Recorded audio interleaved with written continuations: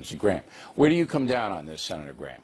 That was pretty good, actually. Thank you. You left out one. Actually, it was very good. You left out one thing. Republicans have a refundable tax credit to help low-income people buy health care that are not covered by Medicaid. Here's where I come down on this. Obamacare is a disaster. In my state, in 2014, there were 5 health care companies providing health care through the exchanges. We're down to 1. There's a 27% increase in premiums this year, and the 1 may leave. Why did the others bail? Why did the 4 bail in South Carolina that were operating in 2014? Why did they bail? Because the mandates required them to cover people, and they couldn't collect enough money, so they weren't even making with money. the subsidies. They weren't making money. They went out of business. To President Trump, don't take a bad deal. You're a great negotiator. If you can find a better way using Republicans alone to replace Obamacare, do it. But if you can't find a bill that you think helps America, not just the Republican Party, walk away, Mr. President, let it collapse, and it will, then challenge the Democratic Party to help you, guys should because they're the ones that created this mess. You should, and I'm not saying this with any partisan feeling at all. You should be able to do it, and there's 2 reasons why. Okay? The first one is the competition level. All right, so you get the little gecko lizard, and you get the other people, and they all can come up with their own programs to sell anywhere in this country. That is going to drive premiums for the working Americans down. It has to, because there's more competition. It's okay, if I don't want to go with this insurance company, Allstate, I'm going to go with State Farm. I'm going with the lizard, wherever I'm going with, because it's a big, big country. You know, everybody needs some protection. So that's number 1. Number 2, as you rightly pointed out, there are, for the poor and the disinterested, all right, safety nets, so that you can, if you earn very little money, write off, all right, almost all of your federal tax if you buy health care insurance. So you won't have to pay any tax. Just buy your health care insurance. But that still isn't going to mean that ne'er-do-wells and people who are apathetic or too stupid are going to buy, and they won't. And they won't. And that's what the CBO said today, that you're going to have a rise in the uninsured. But in our capitalistic society, it's, you know, you have to protect yourself. I mean, it's not a nanny state. But Sanders wants a nanny state, does he not? Yes, he does. The goal of Obamacare was to destroy the private sector and put everybody under government control by making it so expensive that companies would drop coverage and pay the fine, and these exchanges would be run by the government. They're trying to do through the back door what they couldn't do through the front door, which is single-payer plan. Yeah, they want What am I trying to do is what you said. So the problem under reconciliation bill is that we can't do the cross state lines purchases. We'd have to actually get 60 votes. So here's what I would suggest. Look at the CBO report as a sort of a warning light. Obama ran through every stop sign and every warning light to get to where he wanted to go. All I'm asking is slow down, absorb this report, and remember, we're going to own what we do here for the rest of our political lives, and Donald Trump is the best deal maker I've ever seen, and if I were him, I would not take a deal unless I thought it was a good deal. I'd let it collapse. I mean, look, I don't know what he's going to do. He's having rallies now, and I'm sure this is going to be the focus of them, and he's going to try to whip in public support. It's interesting that you can't get the insurance mandate to compete unless you get 60 votes in the Senate. But there are a lot of Democratic senators who are up for re-election, and boy, if they knock that down, it's not going to be good on their sheet. Now, while I have you here, you're investigating the assertion made by President Trump that President Obama had something to do with wiretapping Trump Tower. Today they walked it back. Spicer did. Said, you know, he wasn't talking about the president himself ordering that. It was a general thing. And we know that Flynn was wiretapped and most likely in the Trump Tower. Coming up behind you is Dennis Kucinich, a former congressman who was wiretapped in his congressional office. So how do you see this thing? I think I owe it to the people of the United States, your viewers, to let you know whether or not there was a warrant issued against the Trump campaign or Trump Tower by a lawful authority. So I've written the FBI and the Department of Justice, and I want them to provide to me, my committee, Judiciary Committee, any evidence of a warrant. If there is no warrant, then we'll have solved this problem. There was no wiretapping. Now, if Flynn ran into the Russian ambassador who was being followed because he's a foreign agent, that's different than having a FBI or FISA warrant on the Trump people. I don't know if that happened, but we all need to know whether a warrant was issued against the Trump campaign, and I promise you I will get to it. As to health care, I don't want to take a vacation in August unless we get this fixed, and I want the people who watch this program and everybody in the nation to know whether or not the Trump campaign was wiretapped by anybody. All right. Well, we appreciate it, Senator, and you know, when you get it, please let us know. We'll break it for you. You'll be the first guy. Thanks. All right. Next on the rundown, a Democrat will reply to this discussion. Then former Congressman Dennis Kucinich, as mentioned, says his congressional office in Washington was tapped. He'll comment on the Trump-Obama fiasco up ahead. Continuing now with our lead story, how does Obamacare affect you? Joining us from Chicago, Dr. Austin Goolsbee, former economic advisor under President Obama. So you heard me bloviate, and you heard the senator, and you say? You know, all I'd say is you can have whatever complaints you want about Obamacare. We can discuss the details. I'd be happy to do that. But the Trump care that they're outlining here is clearly and demonstrably worse for millions of Americans, and everybody's going to know that. Well, that's true. By the time they vote on this bill, they are going to know that 24 million people are going to lose their insurance. But that's true. How much their prices are going to go up. But you have to put it in the context of it'll be worse for the people who don't take the time to get the safety net or use the safety net that's being provided. So that's really the essence of the debate. I agree with that. Well, wait a minute. No, say that you're making $30,000 a year, which I think are the people you're talking about, right? Yes. Okay. So yes. No longer are they going to get direct payments from the federal government to buy their health insurance. They're going to have to go and write off, you know, a pretty good chunk of their salary, which they'll get back, all right, because they'll have that health care, they'll have that health care deduction, which is a big, or go to their individual state, apply for the Medicaid, and get on that program.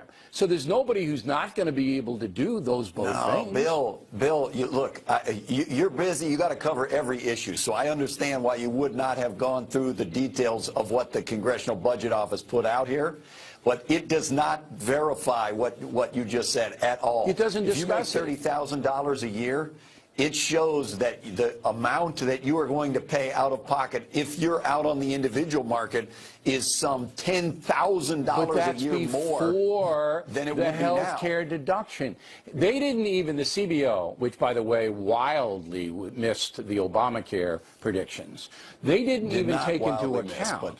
They didn't even take into account, all right, what would happen if these pinheads in Washington could ever pass the insurance companies competing. They didn't even take that into account because that's going to drive down. That's going to drive down premiums for all working people. Now, is this your thing about crossing the state lines? Yeah. Okay. The CBO didn't even take that into account. The Congressional Budget Office, hold on. The Congressional Budget Office concerns things in the budget. It has never evaluated the score of a regulatory change. So you can't go on their stats if there's another alternative. For not doing. But you can't criticize the CBO for not doing something. I'm not criticizing, I'm reporting.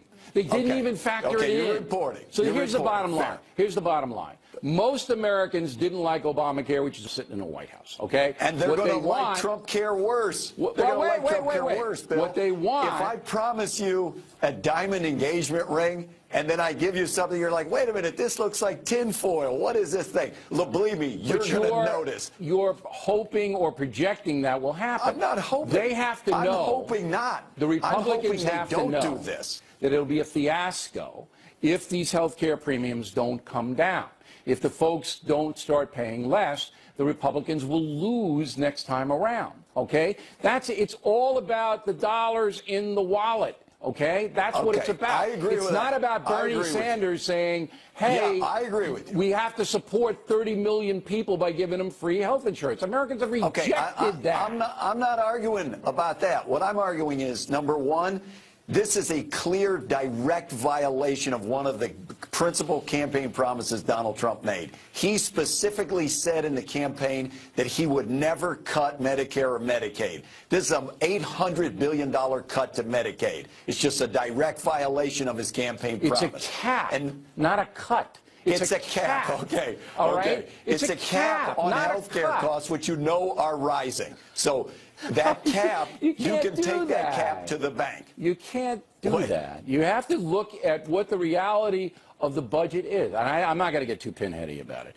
All right. You're hoping it doesn't work. I'm hoping it does work. No, not I for political reasons. all I want I just want is people to have more money in their pocket. Last word, quick. So do I. That's why we agree. We often agree, even though some of our methods disagree. We agree on what we're looking for. Right. We want help for the working American.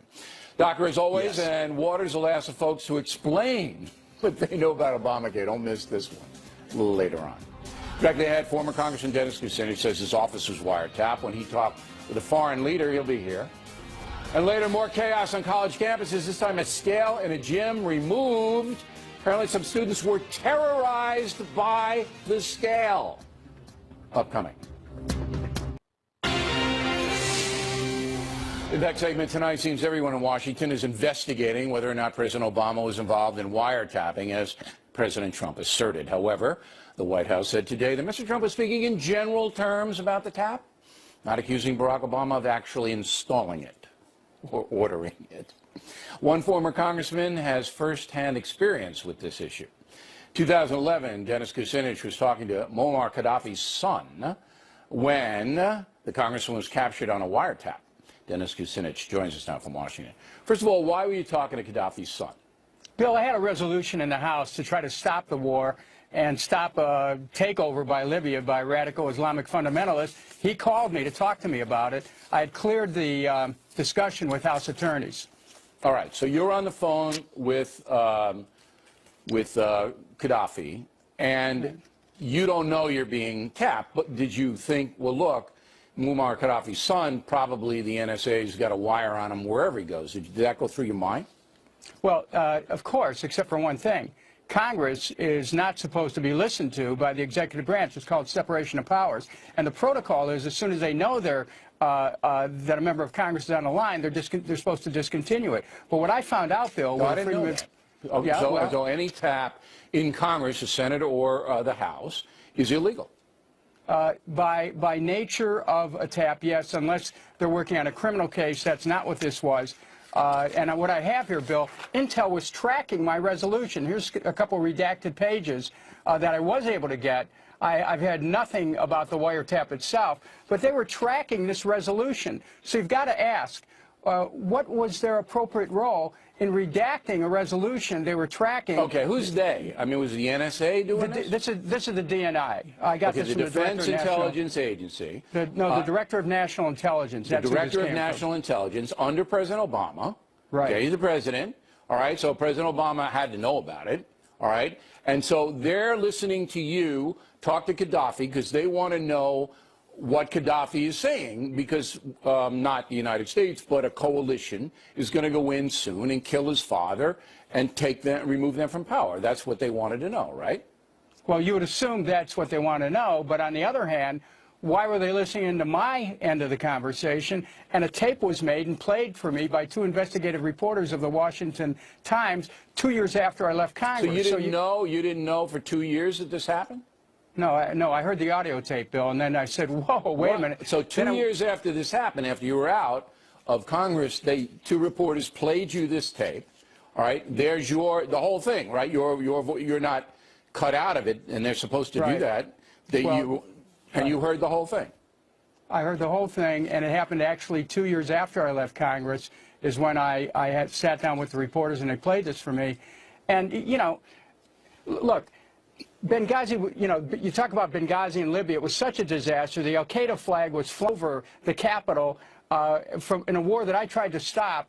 And why were they listening into my conversation? Because they wanted to find a way to strategize to defeat the resolution that I had that would have But who's stopped they? the war. The administration. All right, so the Obama administration wanted to derail your efforts to keep the USA from participating in the demise of Gaddafi. All right, that's your take on it.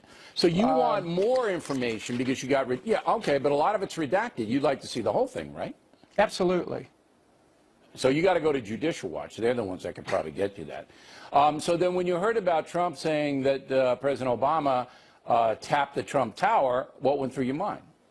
well, I heard a lot of people laughing about it, and I said, wait a minute. I had something happen to me. I've never talked about it before, but I thought this is the time to explain to people that if a member of Congress can have his phone tapped on a policy matter, hey, this could happen to anybody. Yeah, so, and yes. certainly Flynn was tapped with the Russian ambassador, and Right. we're pretty convinced that it was in the Trump Tower.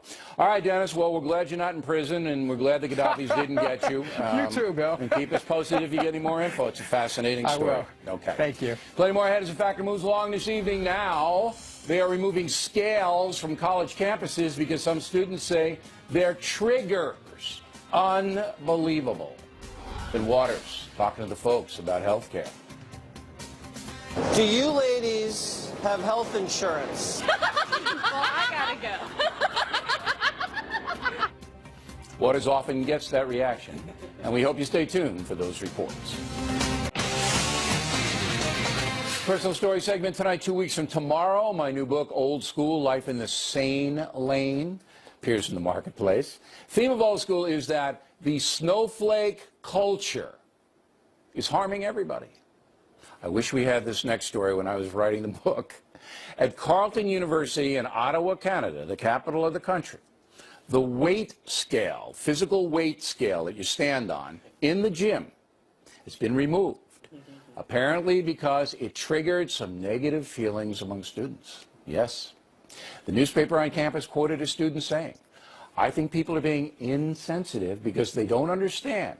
They think eating disorders are a choice when they are actually a serious illness. So the scale is gone. Joining us out from Boston, Marianne Marsh. And from Washington, Katie Pavlich. Katie. Hi, Bill. Yes. Do you know what the definition of triggering is?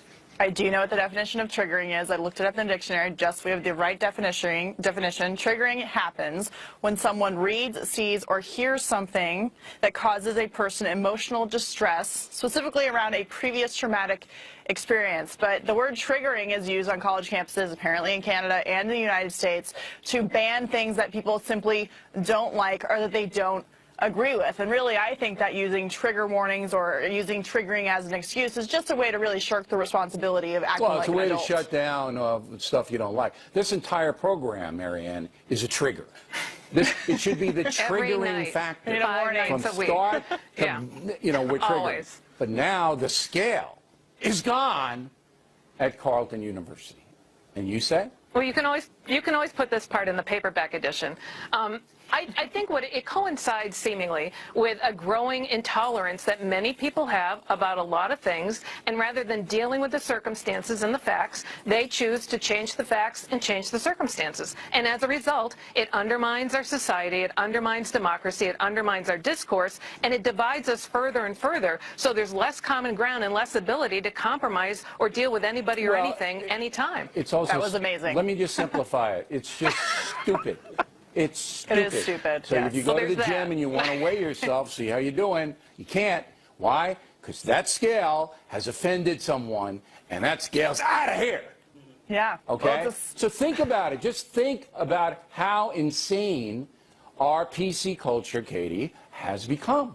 it's very difficult to think about it because, as you said, it is very stupid. And I just wish I had said everything Marianne said, because it's very true about how this just further divides us. And quite frankly, it makes our societies weaker. You don't get stronger or empowered by having challenges taken away from you in life. You get stronger by overcoming those challenges. And this idea that having a scale in an athletic department is somehow a big problem just proves that these students have first world problems instead of real problems to overcome in their lives. And, you know, go travel, go to a foreign country, go to a third world country, see what they have to deal with, and then come back. And I don't think you'll have the same feelings about the scale athletic department. Well, I smash my scale at home.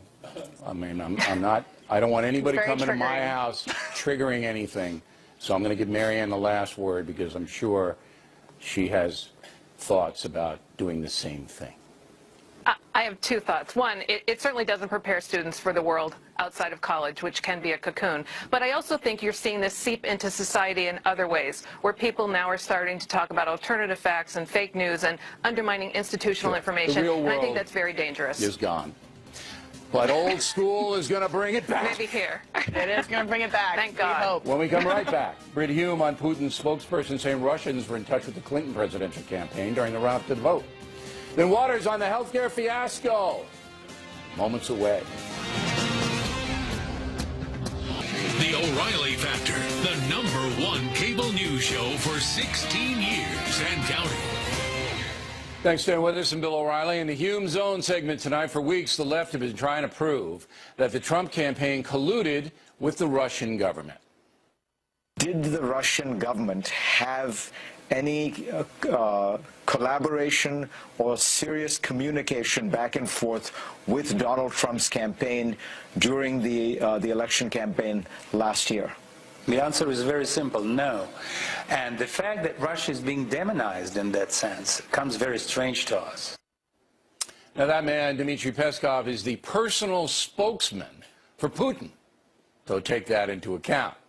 Mr. Peskov went on to say that the Russian ambassador, Sergei Kislyak, had conversations with the Clinton campaign. Well, if you look at some people connected with Hillary Clinton during her campaign, you would probably see that he had lots of meetings of that kind. But there were no meetings about electoral process. Inexplicably, Mr. Zachariah, the CNN commentator, did not even ask Mr. Peskov who in the Clinton campaign talked with the Russian ambassador. That's pretty stunning. Joining us from Florida, Brit Hume. First of all, do you believe anything the Russians say, Brit?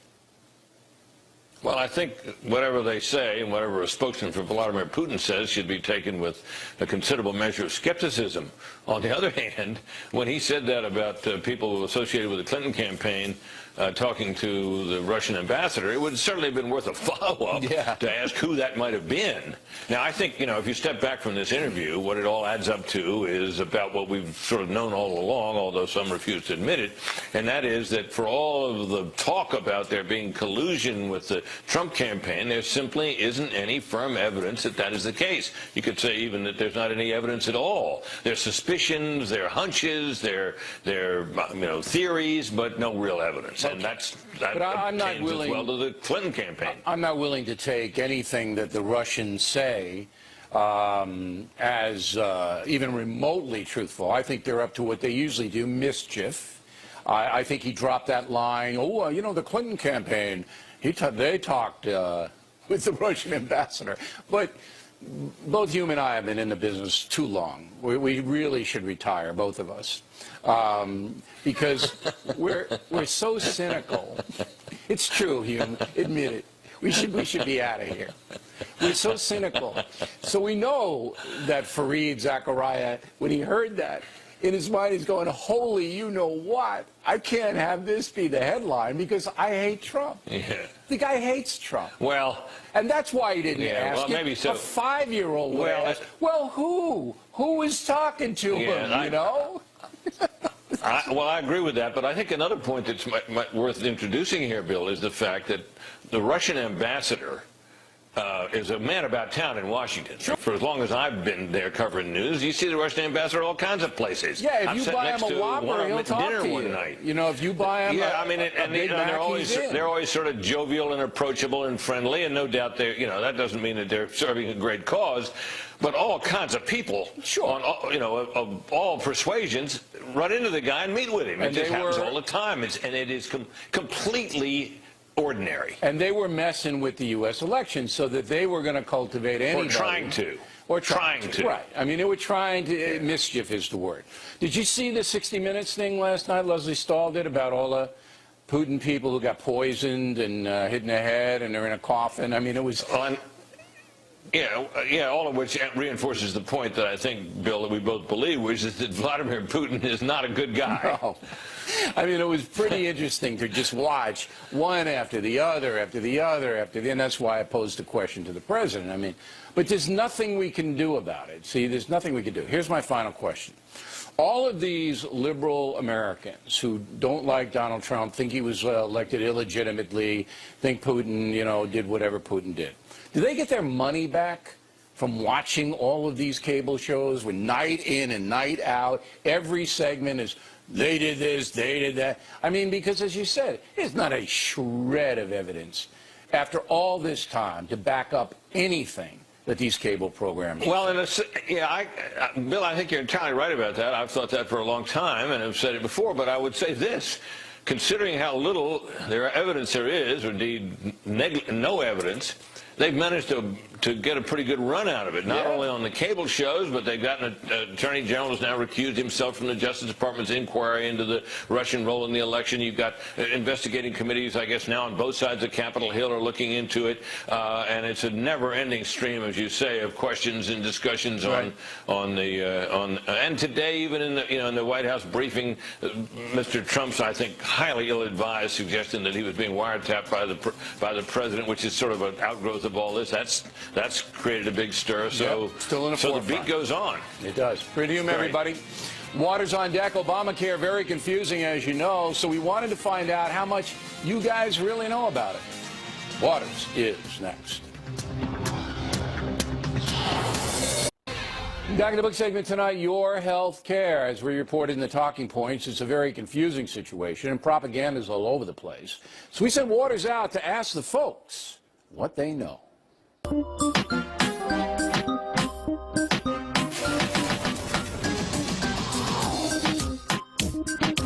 Do you ladies have health insurance? Well, I gotta go. Snap out of it. Do you like your health care? Yeah. No. Why not? It's really confusing. I love it. That baffles me. It's satisfying. Satisfying. I think I have it, right? Is that Obamacare? I don't know what you have. Wait a minute. Do you have Obamacare? Yeah. How does Obamacare work? How's it work? Don't you be looking at me so cockeyed, because I don't want to have to shake your head up to straighten them out. Good question. Probably 90% of America don't know. That is correct. Explain to me how it works. You put in the amount you make per month, the family you're covering, and then they give you options that make sense for what you're able to pay per month. You enroll and you see what kind of package you get or deal. I don't call it Obamacare. I call it the Affordable Care Act, and my understanding is Even though it's not affordable? You could compare that to like welfare. Like when you don't have money, welfare's there to help you. So it's like healthcare welfare. Yes. See? I like that. Thank you for your cooperation. Do you think Obamacare is doing well? For myself, yes. Because there are conditions that I have that need to be covered. I think it's just something that should be affordable to everyone, but by the end of the day, they may need to pay a lot of money that they don't have. You're not allowed to say, at the end of the day. That's a banned phrase. I need Obamacare. Trump is going to come in and repeal and replace Obamacare. Do you think that's a good idea? No, because I think it'll be worse than how it is now. It's one thing to say, hey, there's a policy or bill we didn't agree with. Another to have a bunch of malarkey about how you're going to repel it. Trump is going to repeal and replace Obamacare. Is that a good idea? I think the people who already have it should be able to keep it. If you like your health care plan, you can keep it? I mean, I think that's the way I think it should work. I've heard that before. Where'd you come up with that? I have no idea where I came up with it. Trump's plan, how does that work? What I've read about it, there are more tax incentives. It's going to go well for the top 1% of the population. How does Trump's health care plan work? I have no idea. I think few people do. If Democrats are saying Trump care is going to be so bad, why should when they said Obamacare was going to be so good? You don't get it all right from the outset. You have to work on it for years and years and years. What is this, raccoon? Yep, I didn't catch it myself. I've seen worse. Is this goose? Red fox. You hear that, Elizabeth? I'm coming to join you, honey. Do you know who I am? No, actually no. Here we go again. I'm Waters, I'm Waters, I'm Waters, and this is my world. Oh. Oh. You truly scare me.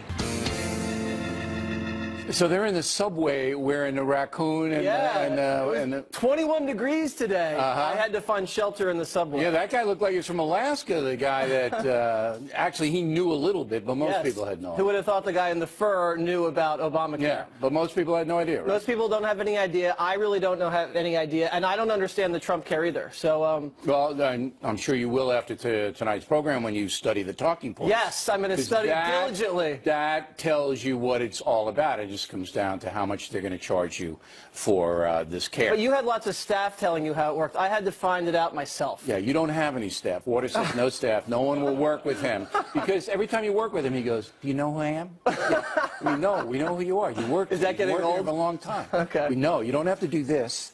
All right. Yeah, no one likes it when I do that anymore. You frighten those people out there, except for a couple of them who put you in your place. That's right. Now, you're heading down to interview President Trump. That's a possibility. Possibility. It's not locked. No, it's not. Well, ask him if he likes Obamacare. I will. All right, Waters, good luck with it. Thank you. And in fact, the tip of the day, snow hysteria. The tip, moments away. In fact, the tip of the day, we might not be here tomorrow night because everyone may die in a snowstorm. In a moment. But first, the mail. Ken Hoover, Woodland Park, Colorado. Bill, in your talking points, you spoke about what the government owes citizens. You were spot on with defense, but not education and health. They are not listed in the Constitution.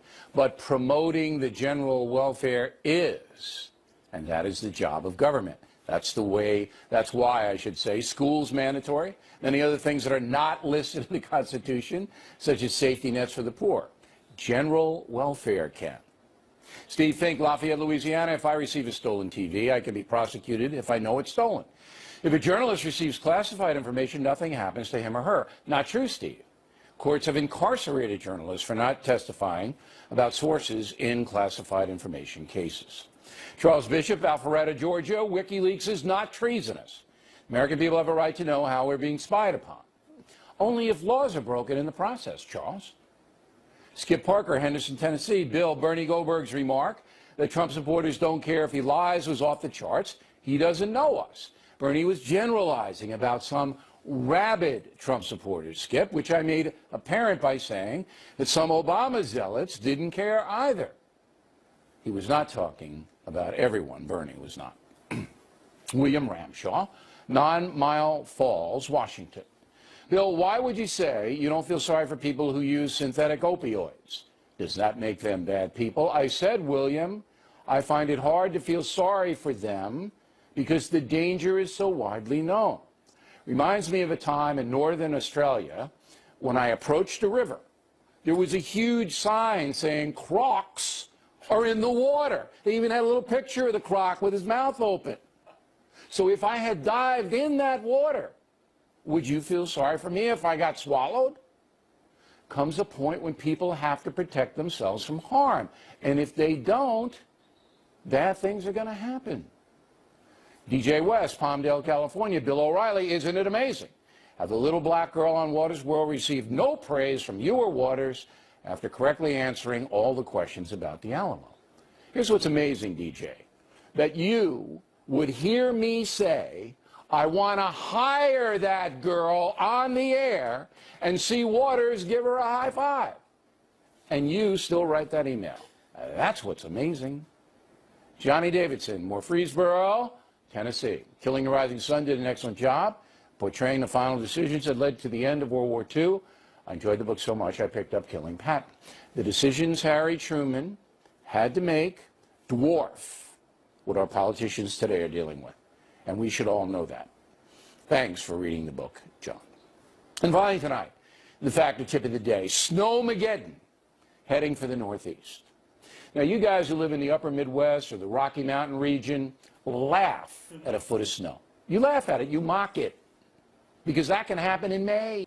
But tomorrow here in New York City and up and down the East Coast, could be more than a foot of snow. So the panic is on. People are buying entire cows to make sure they have enough meat. 18 flashlights, canned soup that will last for 80 years. You get the idea. Weather forecasters hysterical, many of them breaking down. Already many schools are closed. People have been seen weeping. So here's the tip of the day. Overreaction is never a good thing. If it snows tomorrow, good. Build a snowman, have some fun. There's nothing to do with global warming, and if you have mittens, you will be fine. And that is it for us tonight. Please check out the Fox News Factor website, which is different from BillO'Reilly.com. Also, we'd like you to spout off about the factor from anywhere in the world. O'Reilly at FoxNews.com. O'Reilly at FoxNews.com. Name and town. If you wish to opine, word of the day, no aspersion when writing to the factor. I will be here tomorrow. If it snows 18 feet, I will be here. Snow will not defeat me. Okay? We're going to do a live show. We're looking out the window and we're going to point out snow on the ground. Again, thanks for watching us tonight. I'm Bill O'Reilly. Please always remember that the spin stops here, because we're definitely looking out for you. Lindsey Graham. Where do you come down on this, Senator Graham? That's pretty good, actually. Thank you. You left out one. Actually, it was very good. You left out one thing. Republicans have a refundable tax credit to help low-income people buy health care that are not covered by Medicaid. Here's where I come down on this. Obamacare is a disaster. In my state, in 2014, there were 5 health care companies providing health care through the exchanges. We're down to 1. There's a 27% increase in premiums this year, and the 1 may leave. Why did the others bail? Why did the 4 bail in South Carolina that were operating in 2014? Why did they bail? Because the mandates required them to cover people, and they couldn't collect enough money, so they weren't even making with money. the subsidies. They weren't making money. They went out of business. To President Trump, don't take a bad deal. You're a great negotiator. If you can find a better way using Republicans alone to replace Obamacare, do it. But if you can't find a bill that you think helps America, not just the Republican Party, walk away, Mr. President, let it collapse, and it will, then challenge the Democratic Party to help you, guys should because they're the be ones able that to created do this it. mess. You should, and I'm not saying this with any partisan feeling at all. You should be able to do it, and there's 2 reasons why. Okay, the first one is the competition level. All right, so you get the little gecko lizard, and you get the other people, and they all can come up with their own programs to sell anywhere in this country. That is going to drive premiums for the working Americans down. It has to, because there's more competition. It's okay, if I don't want to go with this insurance company, Allstate, I'm going to go with State Farm. I'm going with the lizard, wherever I'm going with, because it's a big, big country. Everybody needs some